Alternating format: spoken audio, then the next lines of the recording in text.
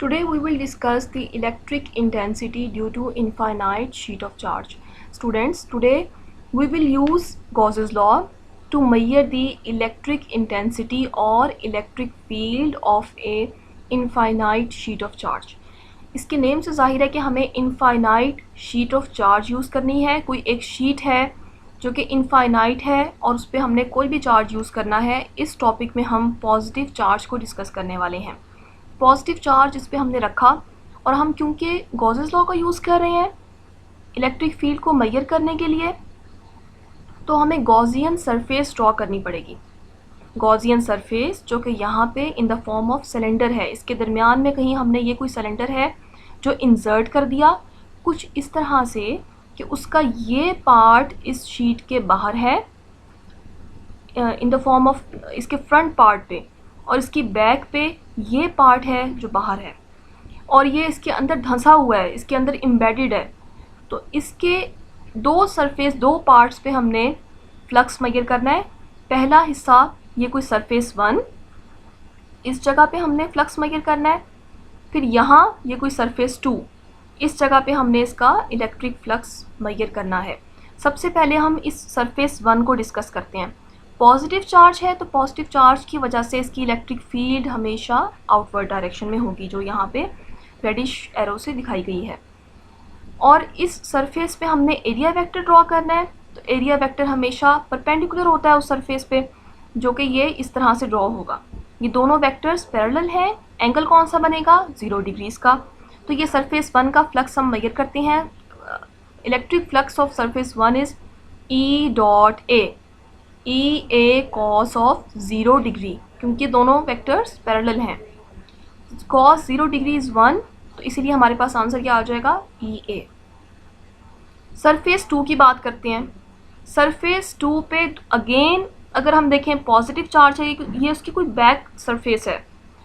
Back surface पे again positive charge है। Positive होने की वजह से इलेक्ट्रिक फील्ड हमेशा आउटवर्ड डायरेक्शन में होगी, एरिया वेक्टर आउटवर्ड डायरेक्शन में होगा। दोनों वेक्टर्स पैरेलल हैं, एंगल बनेगा 0 डिग्रीज़ का। तो सरफेस 2 का इलेक्ट्रिक फ्लक्स हम मेजर कर रहे हैं E dot A, E A cos of 0 degrees. Open करेंगे तो ई ए आ जाएगा। हमें टोटल फ्लक्स चाहिए। टोटल के लिए हम क्या करें? इन दोनों को हम ऐड करेंगे तो आंसर आएगा 2EA। ये हमने इलेक्ट्रिक फ्लक्स को मेजर कर लिया। स्टूडेंट्स, हमारे पास यहाँ पे ये कोई सरफेस है और अगर हमारे पास सरफेस हो, उसका चार्ज हमने मेजर करना हो,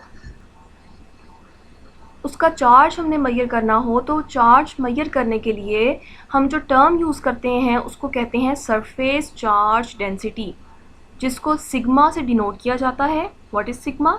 sigma is actually surface charge density.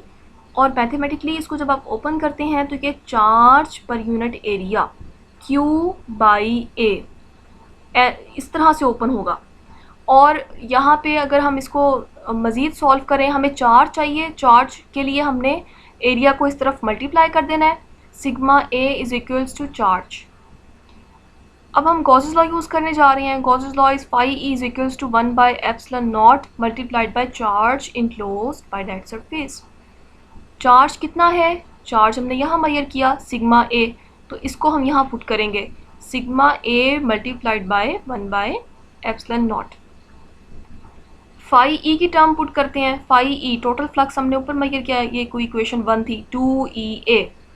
इस जगह पे पुट कीजिए 2EA, यहाँ पे सिग्मा A है तो ये इतना हिस्सा एज इट इज़। A से A कैंसिल हो जाएगा और इसको हम मज़ीद सॉल्व करेंगे। A से A हमने कैंसिल कर दिया, इस 2 को यहाँ डिवाइड कर देंगे तो ये बन जाएगा E is equals to sigma by 2 epsilon naught. अगर हम इसको वेक्टर फॉर्म में लिखें, क्योंकि electric field is a vector quantity, तो हमें यहाँ पे एक R हैट यानी यूनिट वेक्टर इंट्रोड्यूस करवाना पड़ेगा जो कि इसकी डायरेक्शन को इंडिकेट करेगा। और unit vector is always normal to the sheet directed away from it.